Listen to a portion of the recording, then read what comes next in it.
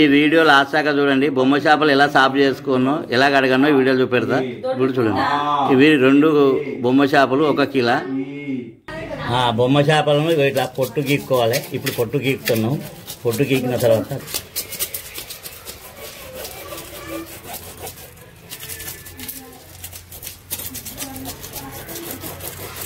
ఆరిపోకుండా ఇట్లా పూర్తి పట్టుకొని ఈ చేపది పై పొట్టు ఇట్లా మొత్తం గీక్కోవాలి. ఇలా ఇలా గీకాలి మొత్తం. ఈ బొమ్మ చేపలు ఇట్లా పై పొట్టు. ఇప్పుడు ఇది పానంతో ఉన్నది తెచ్చుకున్నాం దీనిని. ఇప్పుడు ఇది చేపకు పూర్తి పూసుకున్న పై పొట్టు గీకాలి. ఇలా పై పొట్టు మొత్తం ఇలా సాప్ గీక్కొని ఈ ఈకలు ఈ రెప్పలు ఇవన్నీ కోసుకోవాలి. ఇలా ఇలా ఈకలు కోసుకోవాలి.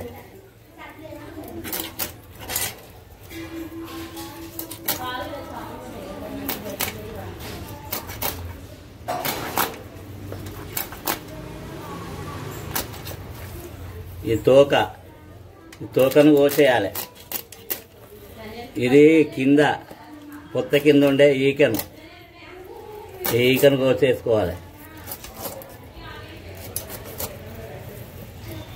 ఇలా మొత్తం మనం చేపలను సాఫ్ చేసుకునేటప్పుడు బూడిద పూసుకొని జారిపోకుండా ఇలా మొత్తం ఈకలను ఇలా కోసేయాలి. ఇవి చెక్కిళ్ళు అంటారు. ఈ చెక్కిళ్ళను కోసేయాలి. ఈ చెక్కిళ్ళను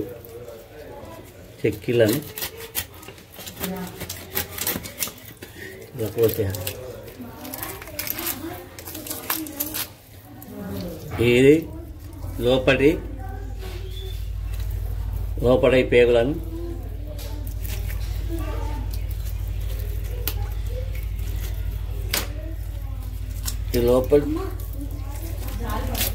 పేగులను తీసేయాలి.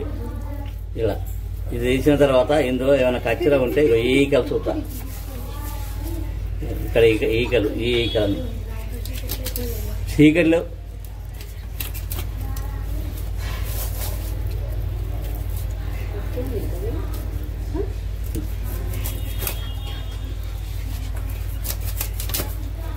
ఈకలను కోసిన తర్వాత ఇందులో ఉంటాయి. ఈ ఎల్లిపీట లోపల ఇట్లా పెట్టి తింపాలి. దీన్ని ఇలా కచ్చర మొత్తం పోతుంది.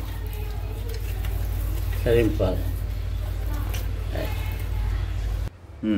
ఈ చేపలను ఇలా రాకుతూ ఉండాలి. ఎందుకంటే పొట్టు ఉంటే ఏదైనా పోతుంది.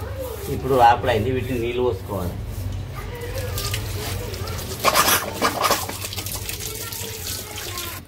ఉప్పు వేసుకొని దీన్ని బాగా రాయాలి. ఉప్పు వేస్తే దీనిలో నీరు శ్వాసం పోతుంది. దీని మీద ఉన్న దలుగురన్నంతా ఎగిరిపోతుంది. మంచి నీట్గా ఉంటుంది ముక్క. ఉప్పు వేసిన తర్వాత ఇలా చేపను బాగా రాసుకోవాలి. పొయ్యి పొట్టు అంతా పోతుంది.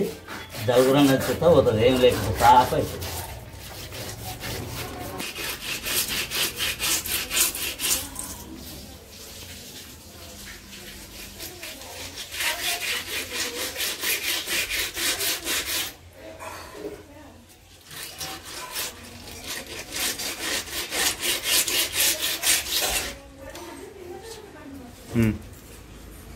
పాస్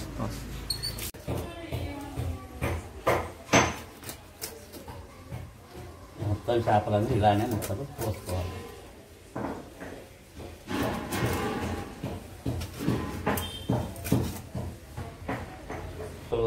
ఇవి చెక్కిళ్ళు ఇష్టం ఉంటే వేసుకోవచ్చు, లేకపోతే తీసేయచ్చు.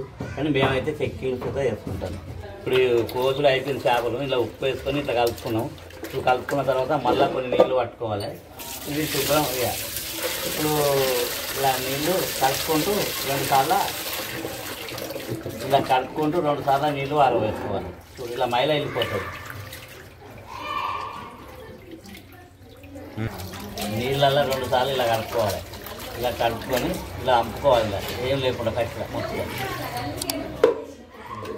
మళ్ళీ ఒకసారి ఇది 2వసారి నీళ్ళు ఇలా కలుపుకొని చేపలు ఈ కంచుట్లో వేసుకోవాలి. ఈ చేపలు ఇప్పుడు కడుగుడు రెడీ అయింది. ఎలా వండుకోనో ఇంకో సెకండ్ వీడియోలో చూపెడతాం.